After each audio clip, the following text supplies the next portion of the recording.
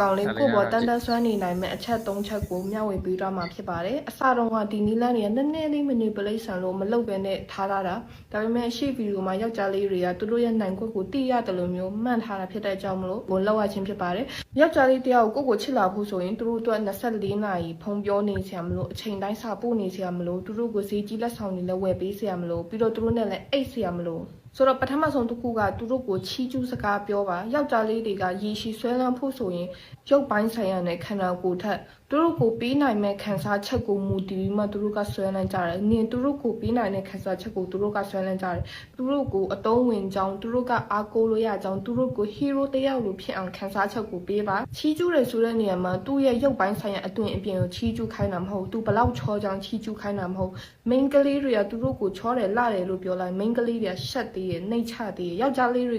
သူတို့ကိုချောတယ်လို့ပြောလိုက်ရင်သူတို့ကတကယ်ယုံလားသူတို့ကိုသူတို့တေးအောင်ချောတယ်လို့ထင်တာသူတို့ကိုသူတို့မှန်တက်သွားမယ်ပြီးရင်နင်ကသူနဲ့မတန်တော့လို့သူတို့ထင်လာမယ်ဘယ်လိုချီးကျူးရမလဲဆိုတော့သူကကိုယ့်အတွက်တီးတန့်လုပ်ပေးတဲ့အရာတွေကိုပဲချီးကျူးပါဟိုမှာသူကိုယ်တဲ့ပစ္စည်းမပေးတယ်အလေးအပင်နဲ့မပေးတယ်ဆိုရင်သူ့ရဲ့လက်မှာကိုယ့်ထက်ပိန်နေတောင်မှသူဘလောက်တောက်ကြောင်သူ့ကိုချီးကျူးမယ်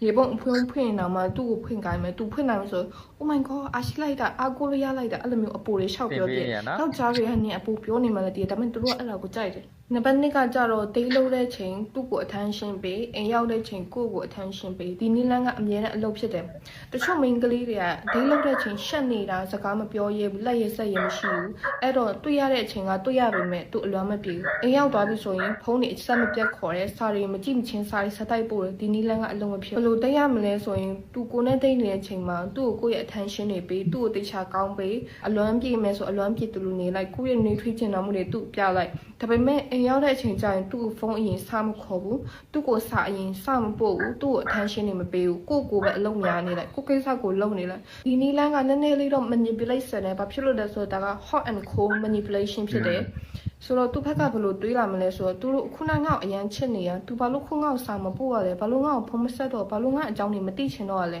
သူ့စိတ်ထဲမှာငါသူ့ကိုတရားရခိုင်တော့အပိုင်မရသေးအကြောင်းမို့သူငါ့ကိုဆွဲလန်းလာအောင်သူငါ့ကိုချစ်လာအောင်ငါဘာတွေလုပ်ရမလဲဆိုသူ့စိတ်ထဲမှာထင်လာလိမ့်မယ်နံပါတ်3တစ်ခုကသူ့ရဲ့ပတ်စံကိုသုံးပါယောက်ျားတွေကသူတို့ပတ်စံအကုန်ခံထားတဲ့ main ကလေးဆိုလွယ်လွယ်နဲ့မေ့မရအောင်ဥပမာ तू ကနင့်ကိုပတ်စံနေမတုံးထားဥပမာလက်ဆောင်နေပါရင် investment တွေမလုပ်ထားဘူးဆိုရင်နင်သူ့ကိုလမ်းခွဲမယ်လို့ချင်းကြောက်လေသူတို့ကြောက်စရာမရှိဘူးသူတို့နှမျောစရာမရှိဘူးပတ်စံကိုအထောက်လိုက်ရောအင်းလို့မပေးတော့ तू ပတ်စံအကုန်ခံပြီးဝယ်ထားတဲ့လက်ဆောင်ပစ္စည်းတွေအယုတ်တွေပန်းစည်းတွေကိုကိုဘလောက်ကြိုက်ကြောင်း तू ပေးတဲ့ချိန်ကိုဘလောက်ဝမ်းတာကြောင်းအဲ့လိုမျိုးတွေပြောပေး तू ဝယ်ပေးတဲ့အင်ဂျီကအရန်ရုပ်ဆိုးနေတော့မှကိုဝမ်းတာကြောင်းပြောပေးအဲ့လိုမျိုးဆိုရင်ပေးရတဲ့ तू လည်းပြောတယ်ပြီးတော့သူတို့လည်းနောက်တစ်ခါပေးချင်စိတ်ဖြစ်တယ်တချို့ main ကလေးကပန်းစည်းလက်ဆောင်ရရင်တော့မှပန်းစည်းမဝင်နဲ့ညိုးမှာပဲပတ်စံကုန်တယ်နောက်တစ်ခါတစ်ခုခုပဲသွားစားမယ်အဲ့လိုမျိုးပြောမှတော့ပေးရမယ့်သူကဘယ်လိုလုပ်ဝမ်းတာမှာလဲပြီးတော့နောက်တစ်ခါဘယ်လိုလုပ်ပေးချင်စိတ်ရှိမှာလဲဒါပေမဲ့တချို့ main ကလေးတွေကလည်းရှိတယ်ကောင်လေးရဲ့ပတ်စံကိုမတုံးရအောင်ပင်ပန်းမရှာထားတာအားနာတယ်တနာတယ်ယောက်ျားလေးတွေက first date မှာနေရဲ့ခန္ဓာကိုယ်ကိုတောင်းဖို့အားနာမယ်ထင်လို့လား15လောက်တယ်ပြီးတော့သူနေတဲ့မြို့ကိုစွန့်စားပြီးသွားတယ်သူ့ကိုသွားတွေ့တယ်သူ့အတွက်အလုပ်တွေပြောင်းတယ်သူ့အတွက်နေရာဒေသတွေပြောင်းတယ်ပြီးဘာလို့ तू ကကိုယ်ထားသွားလဲဘာလို့ကိုယ်မချစ်လဲစဉ်းစားနေလားအဲ့ဒါဘာလို့လဲဆိုတော့15လောက်လို့ပါသူတို့ပတ်စံတုံးပြီးလိုက်ထားတဲ့ကောင်မလေးကိုလွယ်နဲ့လမ်းမခွဲရပါဘူး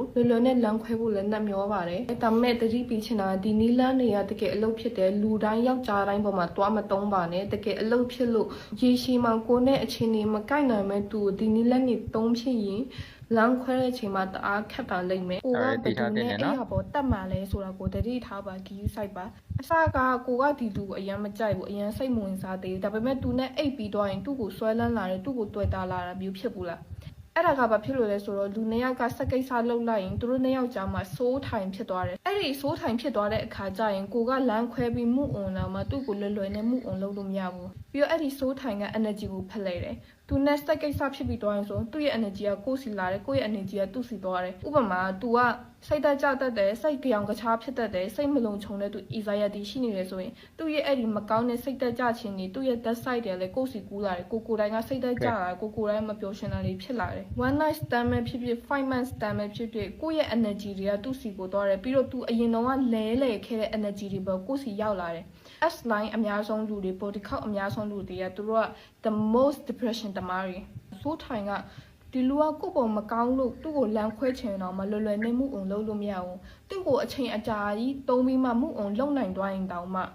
စိတ်တနေရမှာသူ့ကိုအမြဲတမ်းစဉ်းစားနေတယ်ဘာဖြစ်လို့ဆိုရင်တို့ကြားထဲမှာစိုးထိုင်ရှိနေလို့အကြောင်းမလို့ကောင်းမလေးတွေငါသူနဲ့အိပ်ပြီးဒါမဲ့ငါသူ့လွယ်လွယ်နဲ့မှုအောင်လုပ်နိုင်တယ်ဆိုမကြုံကိုကဘသူနဲ့စိုးထိုင်ဖြစ်မှလဲဆိုတော့ကိုဂရုစိုက်ပါပြီးတော့ယောက်ျားနဲ့မိန်းမမတူတာတခုကမိန်းမတွေကစိုက်ကိစ္စကနေတဆင်ချစ်မိသွားတာများတယ်တိတ်ပန်ဒီအရာပြောရရင်မိန်းမတွေကအဲ့ဒီဆက်လုံနေတဲ့အချိန်မှာအောက်ဆီထိုစင်ထွက်တယ်အဲ့ဒီအောက်ဆီထိုစင်က